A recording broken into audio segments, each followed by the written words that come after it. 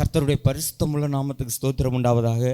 நாம் 18வது சங்கீதம் 1 முதல் 6 வரை நாம் வாசிக்கலாம். என் பெலனாகிய கர்த்தாவே, உம்மில் அன்பு கூறுவேன்.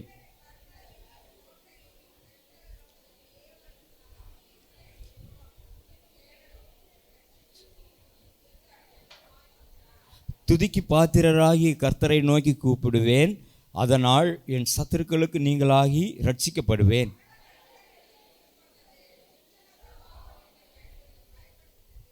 பாதாள கட்டுக்கள் என்னை சூழ்ந்து கொண்டது, மரண கண்ணிகள் என் மேல் விழுந்தது.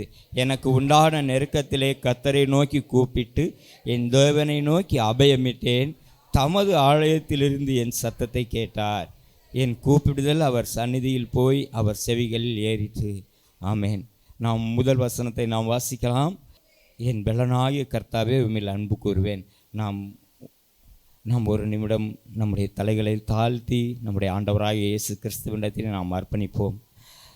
சாரோனின் ரோஜாவே, எக்கால துணியோடு வரப்போகிறவரே, ராஜாதி ராஜாவே, இன்றும் எங்களோடு இருக்கிற இம்மானுவேலரே, உம்முடைய பாதத்தில் எங்களை தாழ்த்தி அர்ப்பணிக்கின்றோம் ராஜா. அப்பா, உமக்கு நன்றி செலுத்துகின்றோம் ராஜா. தகப்பனே, எங்கள் ஒவ்வொருவரையும் ஆண்டவரே, உயிர்த்தெழுந்த ஆண்டவராகிய இயேசு கிறிஸ்துவின் பாதத்தில் அர்ப்பணிக்கின்றோம். நீர் எங்களை ஆசீர்வதித்து வழி நடத்துவீராக ஆண்டவரே. நம்முடைய வார்த்தையை சொல்லியிருக்கிறதே, என் நாவில் சொல் பிறவாதற்கு முன்னமே அதையெல்லாம் கர்த்தாவே நீர் ஆராய்ந்து அறிந்திருக்கிறீர் என்று சொல்லியிருக்கிறீரே.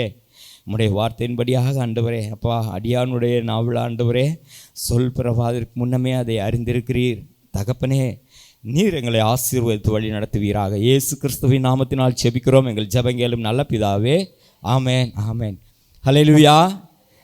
இங்கு நமக்காக சிலுவையில் அறையப்பட்டு மரித்து உயிர்த்தெழுந்து இன்றும் நம்மோடு இருக்கின்ற ராஜாதி ராஜாவாக வரப்போகின்ற ஆண்டவராகிய இயேசு கிறிஸ்துவின் தேவ மனுஷனாகிய தாவீது இப்படியாக வார்த்தை நமக்கு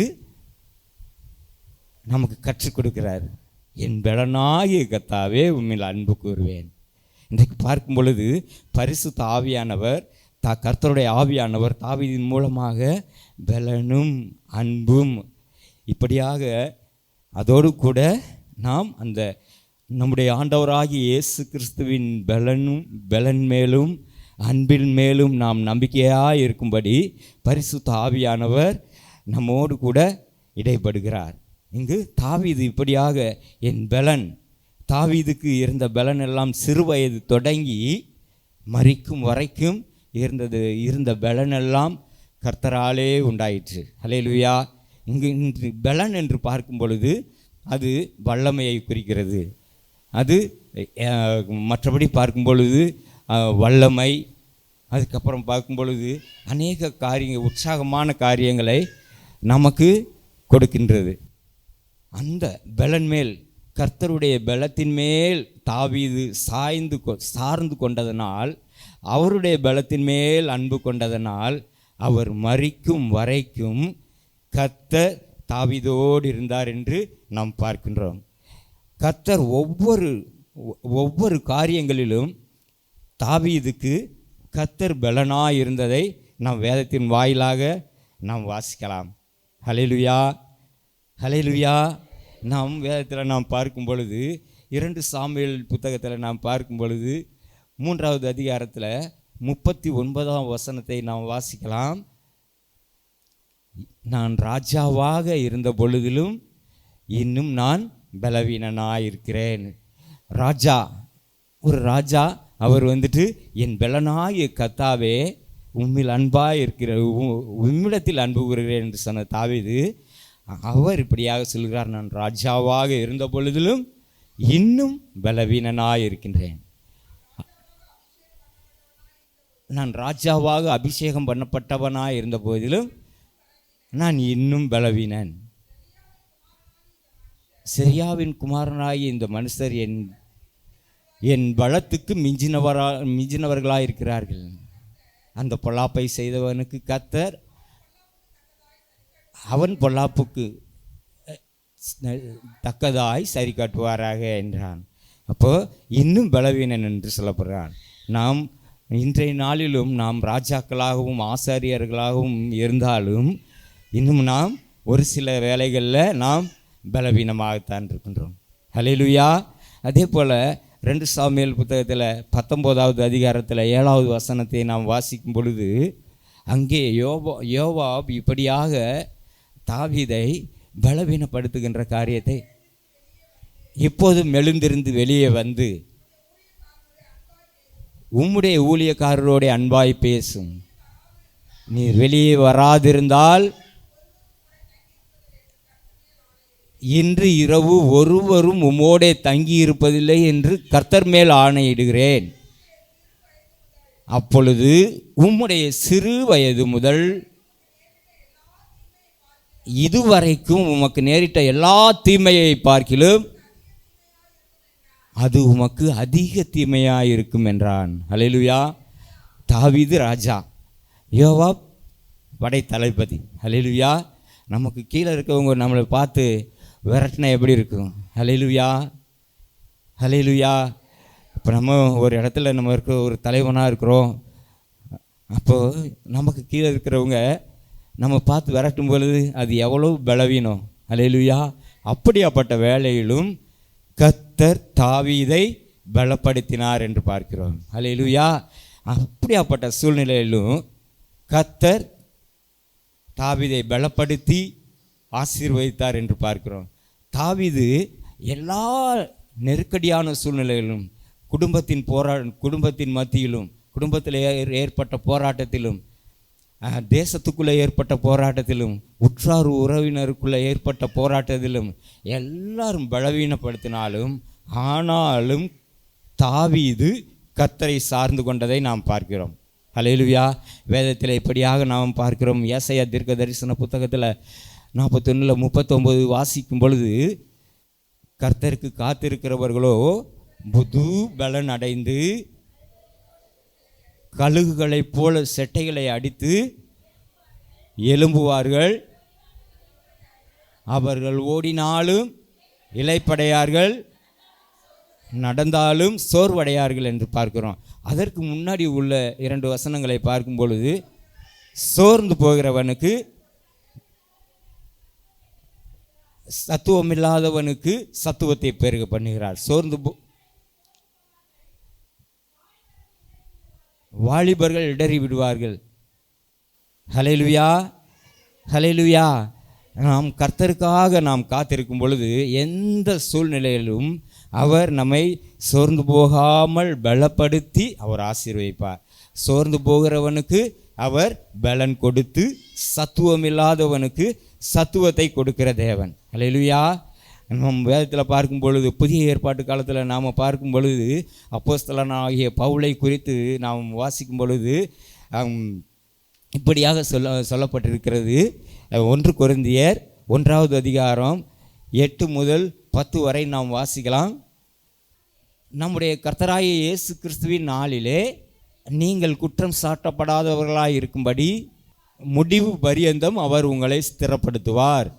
தம்முடைய குமாரனும் நம்முடைய கர்த்தருமாயிருக்கிற இயேசு கிறிஸ்துவுடனே ஐக்கியமாயிருப்பதற்கு உங்களை அழைத்த தேவன் உண்மையுள்ளவர். சகோதரரே, நீங்கள் எல்லாரும் ஒரே காரியத்தை பேசவும் பிரிவினைகள் இல்லாமல் ஏக மனதுடன் ஏக யோசனையும் வேண்டுமென்று நம்முடைய கர்த்தராகிய இயேசு கிறிஸ்துவின் நாமத்தினாலே உங்களுக்கு புத்தி சொல்லுகிறேன். இப்படியாக பவுலும் அநேக காரியங்களில் அவர் தேவனுக்காக எடுத்த காரியங்களில் அநேகரால் பலவீனப்படுத்தப்பட்டதை நாம் வேதத்தில் பார்க்கிறோம். பவுல் இப்படியாக சொல்கிறார், மரணமோ ஜீவனோ பசியோ வருத்தமோ எதுவும் என்னை உம்முடைய அன்பை விட்டு பிரிக்காது என்று சொல்கின்றதை நாம் வேதத்தின் வாயிலாக நாம் பார்க்கின்றோம். ஹல்லேலூயா. நமக்கும் கூட நாம் மனிதர்களால் சில நேரங்களில், வேலை ஸ்தலங்களில், குடும்பங்களில், நம்முடைய வறுமையினால், நம்முடைய கடன் பிரச்சனையினால், நம்முடைய பலவீனங்களால், நாம் ஒருவேளை நாம் பலவீனப்பட்டிருக்கலாம். ஆனாலும் நாம் கர்த்தரிடத்திலே அன்பு கூறும் பொழுது கர்த்தர் தாவீதுக்கு எப்படி சகல காரியங்களிலும் பலப்படுத்தி தாவீதை எப்படி ஆசீர்வதித்து வழி நடத்தினாரோ அதே போல நம்மையும் அவர் வழி நடத்துவார். வெளிப்படுத்தல் புத்தகத்தில் 5வது அதிகாரத்தில் 5வது வசனம் சொல்லப்பட்டபடியாக அவர் உரோனியனை நோக்கி, நீ அழ வேண்டாம், இதோ யூதா கோத்திரத்து சிங்கமும் தாவீதின் வேருமானவர். ஹல்லேலூயா. அவர் தாவீதுக்கு எப்படி வேறாக இருந்தாரோ அதே போல் நம்முடைய ஆண்டவராகிய இயேசு கிறிஸ்துவும் நமக்கும் வேறும் சந்ததியுமாக இருக்கின்றார். ஹல்லேலூயா. அங்கே தாவீது இங்கே கர்த்தரிடத்தில் யாத்திராகம புத்தகத்தில் 20வது அதிகாரத்தில் 6வது வசனம் நாம் வாசிக்கும் பொழுது அவரிடத்தில் அவருடைய கற்பனைகளை கை கொண்டு அவரிடத்தில் அன்பு கூறுகிறவர்களுக்கோ 1000 தலைமுறை மட்டும் இரக்கம் செய்கிறவராக இருக்கிறேன். ஆனால் இங்கே பாருங்கள், தாவீதுக்கு 14 தலைமுறை, அடுத்தாப்புல 14 தலைமுறை, அதுக்குள்ளே கர்த்தரை இறக்க செஞ்சிட்டார். ஹல்லேலூயா. தாவீது கர்த்தரிடத்தில் அன்பு கூர்ந்தபடியால் அவருடைய சந்ததியிலே பிறக்கும்படியான காரியத்தை கர்த்தராகிய கிறிஸ்து இயேசுவானவரே அவருடைய சந்ததியில் பிறக்கும்படியாக கர்த்தர் தாவீதுக்கு இரக்கம் பாராட்டினார். ஹல்லேலூயா. பிரியமானவர்களே, நாமும் நம்முடைய வாழ்க்கையில் நாம் ஆண்டவரிடத்திலே அன்பு செலுத்துவோம். ஹல்லேலூயா. நமக்கு பலனாக இருக்கின்ற ஆண்டவரிடத்திலே முதலாவதாக நாம் அன்பு செலுத்தும் பொழுது கர்த்தர் தாவீதை எப்படி எல்லா இக்கட்டுகளுக்கும் விலக்கி பாதுகாத்து ஆசீர்வதித்தாரோ அதே போல் நம்மையும் ஆசீர்வதித்து வழி நடத்துவார். ஹல்லேலூயா. நம்முடைய ஏங்களெல்லாம் என்னவென்று பார்க்கும் பொழுது, இனி அன்றைக்கு தாவீதுக்கு அப்படியாப்பட்ட காரியம், நம்முடைய ஆண்டவராகிய இயேசு கிறிஸ்துவும் மனுஷரால் பலவீனப்படுத்தப்பட்டார், மனுஷரால் சோதிக்கப்பட்டார், சதுசேயரால் பதுசேயர்களால் சோதிக்கப்பட்டார், அவர் பிசாசினால் சோதிக்கப்பட்டார். ஹல்லேலூயா. அவர் அப்படியாப்பட்ட காரியங்களில் எல்லாம் அவரை பரிசுத்த ஆவியானவர் பலப்படுத்தினார். ஹல்லேலூயா. அவரோடு இருந்த பரிசுத்த ஆவியானவர் இன்றைக்கு நம் மத்தியிலே தேற்றரவாளனாகிய பரிசுத்த ஆவியானவராக நம் மத்தியிலே உலாவிக் கொண்டிருக்கிறார். அப்போஸ்தலர்கள் பயந்து போயிருந்த வேளையிலே அப்போஸ்தலர்களை பலப்படுத்தின பரிசுத்த ஆவியானவர் இன்றைக்கும் நம் மத்தியில் உலாவிக் கொண்டிருக்கின்றார்.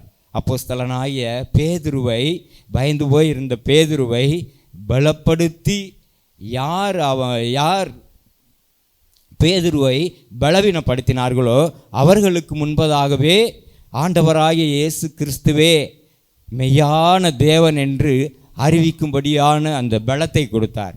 ஹல்லேலூயா.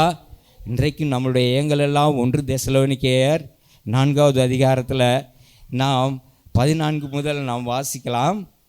கர்த்தருடைய வார்த்தையை முன்னிட்டு நாங்கள் உங்களுக்கு சொல்லுகிறதாவது, கர்த்தருடைய வருகை மட்டும் உயிரோடு இருக்கும் நாம் நித்திரை அடைந்தவர்களுக்கு முந்திக் கொள்வதில்லை.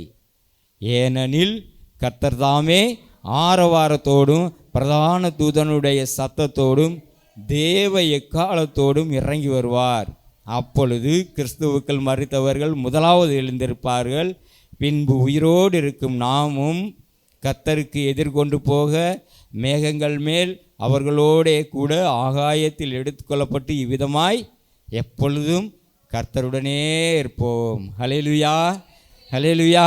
நம்முடைய ஏங்கள் எல்லாம் கர்த்தர் ஆசீர்வதித்து வழி நடத்துவார். நாம் கர்த்தரிடத்திலே அதிகமாக மனிதர்களை காட்டிலும் எல்லாரை காட்டிலும் முதலாவதாக கர்த்தரிடத்திலே அன்பு செலுத்துவோம். ஹல்லேலூயா. நம்முடைய ஆண்டவராகிய இயேசு கிறிஸ்து கற்றுக் கொடுத்த 2 கற்பனைகளை நாம் கற்றுக்கொள்ளும் பொழுது, அதன்படி நடக்கும் பொழுது கர்த்தர் நம்மை என்றென்றைக்கும் அவர் வருகையிலே என்றென்றைக்கும் அவரோடு கூட இருக்கும்படி நம்மை பலப்படுத்தி ஆசீர்வதிப்பார். தாவீதை எப்படி எல்லா விதமான இக்கட்டுகளுக்கும் விலக்கி பாதுகாத்து ஆசீர்வதித்து வழி நடத்தினாரோ அதே போல் நம்மையும் நம்மை சார்ந்தவர்களையும் கர்த்தர் அவரோட கூட வைத்து அவர் நம்மை ஆசீர்வதிப்பார். தொடர்ந்து கர்த்தருடைய ஆவியானவர் தாமே நம்மை ஆசீர்வதித்து வழி நடத்துவாராக. ஆமென்.